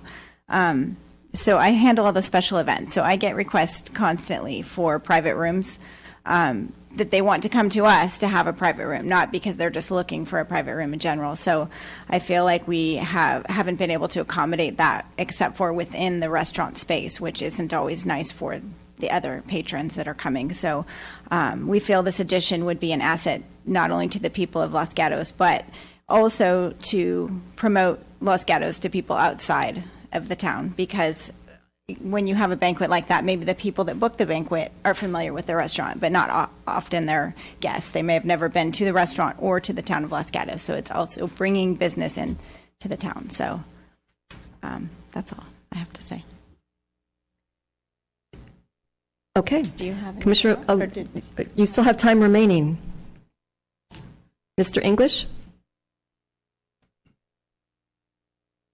Mark English, architect. We don't have much architecture to talk about yet, but I did want to characterize the spaces in the back that we are looking to convert. The dining space 3 is really a half level submerged in relation to the street and the homes across the street. And dining room 2 is completely surrounded by crawl space and mechanical space. So those are spaces that a retail outlet would never be able to use, as a best and highest use. It would always be storage or this much better use. Thank you. Thank you for the clarification. Commissioner O'Donnell? I just want to ask you a question about the parking. Do you know what time the parking across the street, underground parking, closes? Yes, I do. 6 a.m. It closes at 6 a.m.? So it's really only closed from 6 a.m. till 10 a.m.? Yes. Okay, well, that puts that issue to rest. Thank you. Commissioner Hudas, followed by Commissioner Hanson. Did you have a chance to review the letter from Linda Matulich? Yes, that's the one I referred to as steamers. Right, okay. And do you have any specific, because this came to us a bit late, I'm wondering if you had any specific comments on to that letter, because I don't think there was time for you to necessarily respond to it. I thought I kind of covered that earlier when I said that we have no intention to play outdoor music, which was their primary concern. Parking we all share, so the landlord paid for that parking. The parking was being utilized by the existing spaces, and we're just converting it to restaurant from its existing space. So that parking is already has been or is already allocated to those additional spaces that we're incorporating. Okay, thank you. Commissioner Hanson?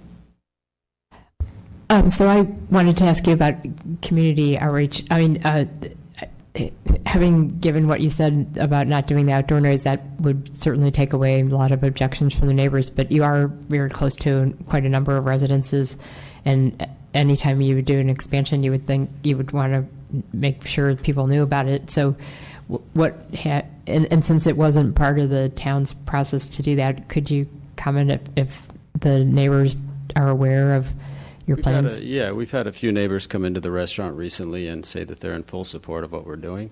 I didn't ask for a letter from them. I could have, but I haven't heard anything negative thus far. I've spoke with the closest neighbor, which is, don't know his last name, but his first name is Dick. He has the corner property right there. On Edelin. On Edelin. And he seemed to be in favor as well. I walked him through the whole project, and he's in the real estate business, and he could appreciate it. Also, we know that the mayor is on Edelin, so I'm sure she'll have a few comments as well. Okay, that's fine. Commissioner O'Donnell? The question to staff, I assume a notice went out as required by the law. What is it, 300 feet or 500 feet? Yes, we notice properties within 300 feet. Okay, so there was notice given within 300 feet. Thank you. All right, I have a question for you, the applicant. So the basement dining area, will there be ingress and egress for the patrons to the rear parking lot or to the exterior auditorium space? Yes. Yes? So if you have indoor music and you leave the doors open and people are going in and out to the parking lot, which is right next to the residential street, that could create a problem with the noise as well. Those would be used as emergency exits. So they could be used to enter, mainly by staff for deliveries on the corner of that faces, it's adjacent to Edelin and Mullen. So that's a corner kind of stairwell, emergency stairwell. We might use that as owners to enter the space or exit the space in the evening when we leave, just to kind of mix things up in case we have, a shady character hanging out there waiting for us. The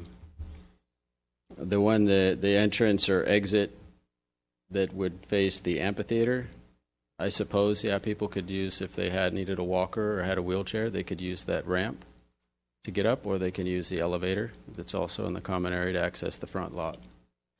I would be concerned, you've got a restaurant, a bar, and music, which is kind of a combination that makes for a lively atmosphere. And if you have somebody that has too much to drink in that area, they might want to just stumble out that exit door because rear parking lots are a little bit more private, and there you have the issue of hygiene with vomiting and urinating, etc., and that would concern me. That would and the concern me neighbors too, actually, because I'd be the one having to clean it up. So if they stumbled out the door, then they would have to stumble up the stairs or up a ramp just to get anywhere close to Mullen Avenue. Those doors would probably be closed, used as emergency exit. We may, it was always encouraged by the town for Old Town Center to be using that amphitheater for something rather than just a piece of concrete that sits back there. We may choose to do a wedding or something host something like that, an event, a dance recital, whatever, and incorporate that into our event room. I think that would be great for the community, and I don't know anything about vomiting, but... Well, I'm just saying, if somebody had too much to drink, and sometimes that happens at weddings, it's very festive, and sometimes people get out of control. So, okay. Commissioner O'Donnell. I'm not sure I understand the relationship of your restaurant to the amphitheater. Do you have some legal right to that? Common area. So it's common area for everybody in the center? We would have to go through the landlord to get permission to use it, but yes. Okay. Because I almost have never seen it used. That's right. I was just curious. So this could be a good opportunity to actually utilize something. That particular piece of property then would be covered by the general use permit. Correct. Okay, thank you. Any further questions for the applicant? See none, thank you very much. All right, I have one speaker card, so I will be inviting Steve Chen for 3 minutes. And if you could announce your name and address when you step up to the podium. Good evening. My name is Steve Chen, and I live at 118 Edelin. It's within the 300 feet of wine cellars. So I did get the card, which is part of the reason I am attending this session. My wife and I and our families eat at the wine cellar a lot, and we enjoy the food there and the restaurant a lot. We've lived at Edelin for 25 years, so we were part of that process when Old Town was struggling through that whole remodel, and we do need businesses for the community, so I know we need to balance the trade-off, but you can't have a vibrant town without vibrant businesses, and that's why we live in downtown, so we need to make some reasonable trade-offs. That's the way I always feel about it. And we live in downtown because we like to walk to dinner, and so that comes with certain trade-offs. So we fully support the application to expand. We think it's a reasonable trade-off. That space down there, if you've seen it, will never, ever be retail. That there is no real compromise that you're making on the space. I think since there's no intent on the noise, that would be the only concern of the neighbors.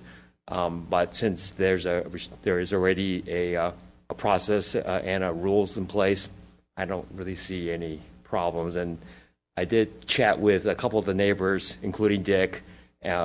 We just heard about the remodel. So part of the reason of coming was to see what it actually was, because we weren't sure exactly how they were going to add 60 spaces. But we all fully, at least all the ones that I talked to, support the effort. Thank you. Sure. Questions? Seeing none, thank you. Next speaker card is Michael Straits. Hi, Commissioners. Michael Strauss. I'm with Federal Realty Investment Trust. Just wanted to express the shopping center owners' support for this application. That's it. Any questions? Seeing none, thank you. All right, the applicant is now invited back for 5 minutes to add any further comments regarding the application.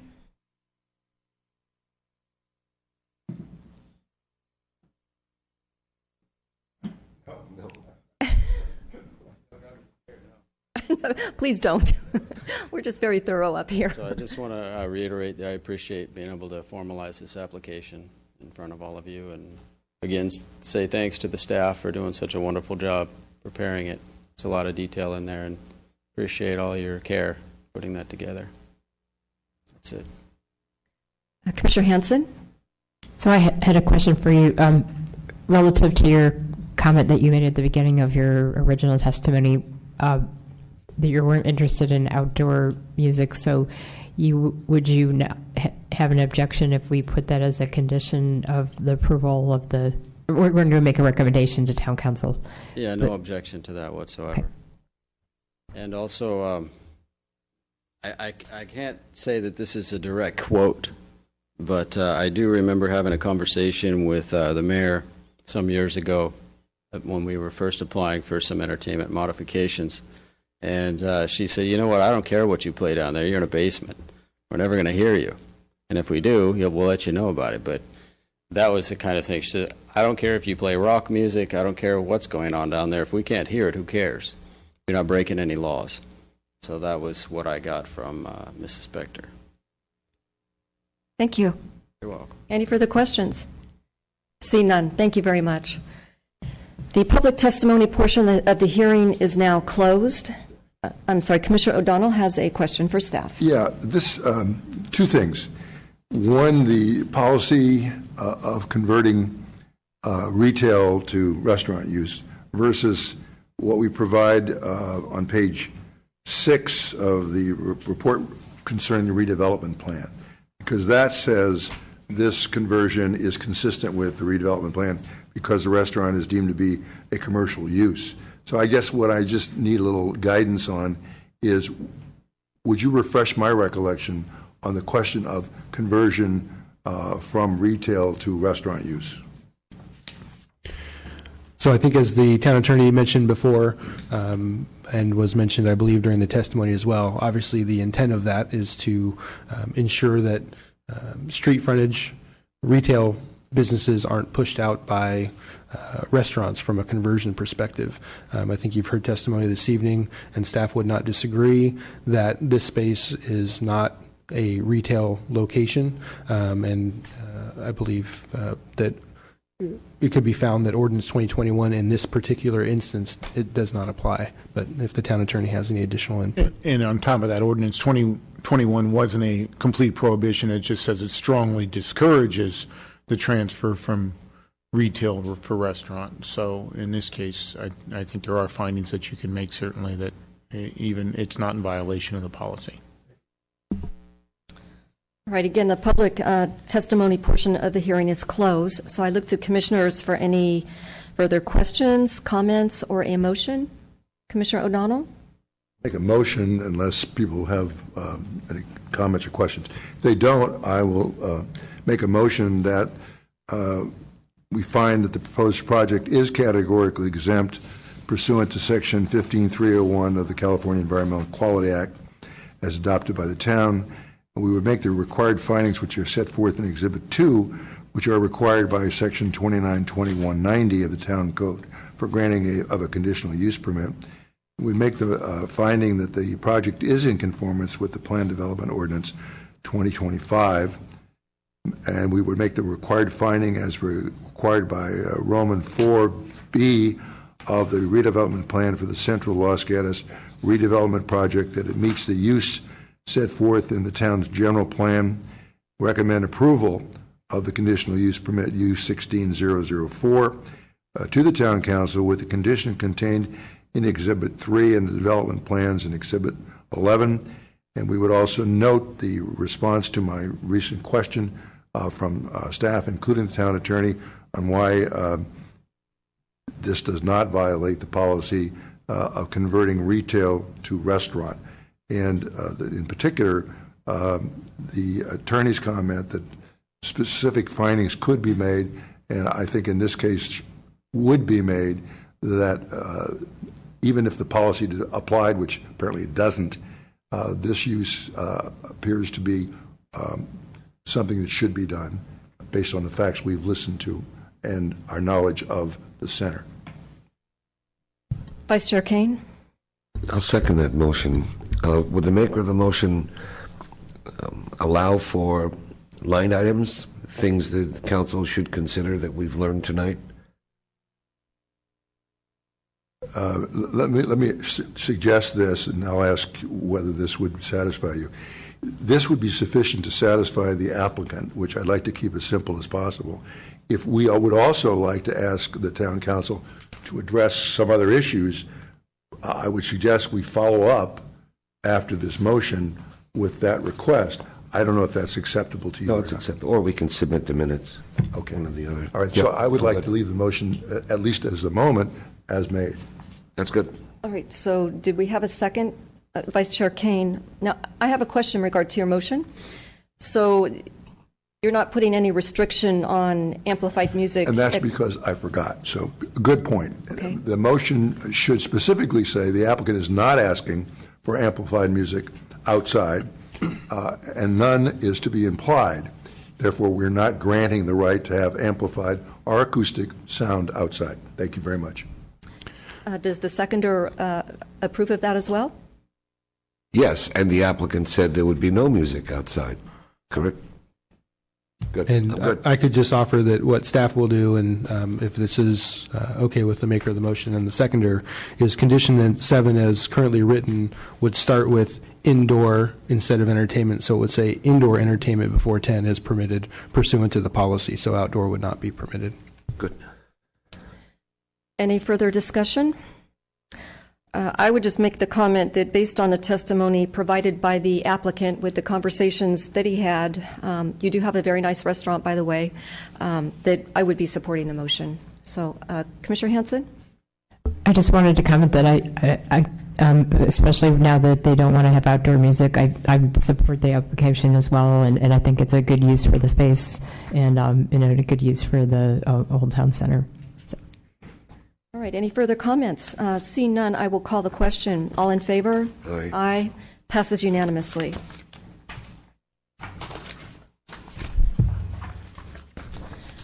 Mr. Paulson, are there appeal rights of the actions of the Commission on a recommendation that we are making to Town Council? There are not. Thank you. Okay.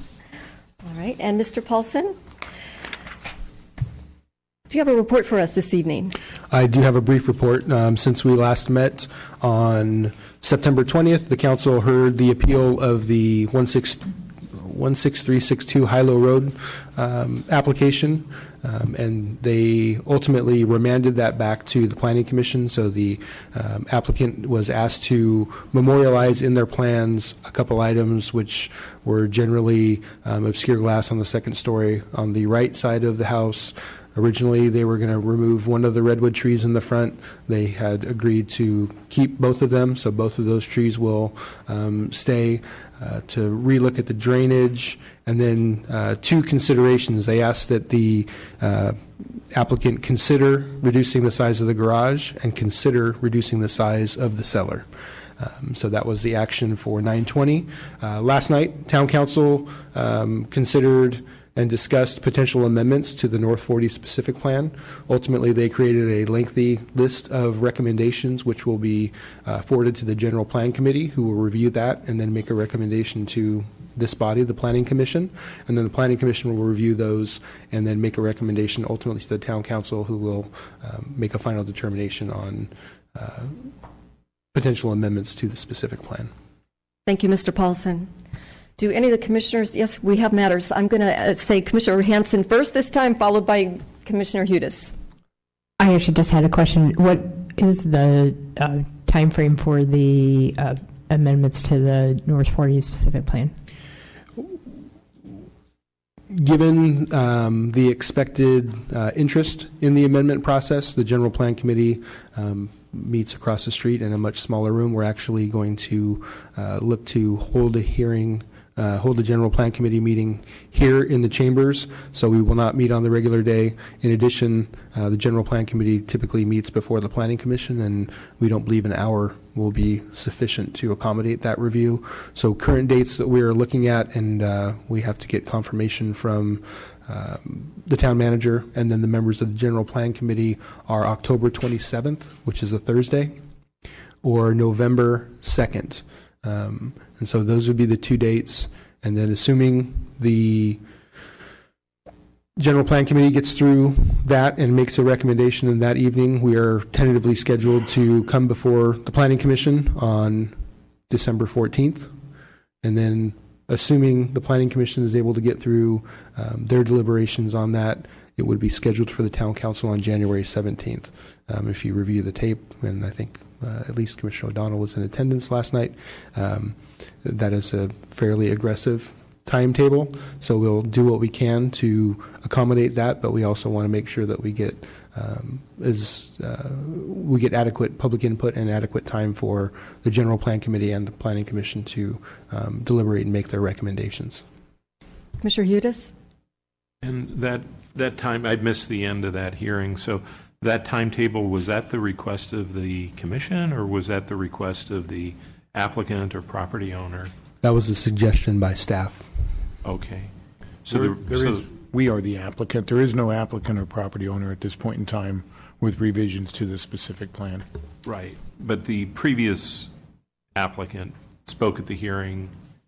No. A representative of the Yuki family spoke at the hearing, but he wasn't actually one of the applicants per se. Okay, thank you. Commissioner Hanson? Just a clarifying question. The reason for some urgency, notwithstanding the importance of the complete public input process, would be, as I understood it, is it wouldn't, if as long as there's no amendments to the specific plan, any application that comes in any time before that would be subject to the existing conditions of the existing plan, not what's being thought of for changes. That's correct. Okay. Any further comments? Seeing none, this meeting's adjourned.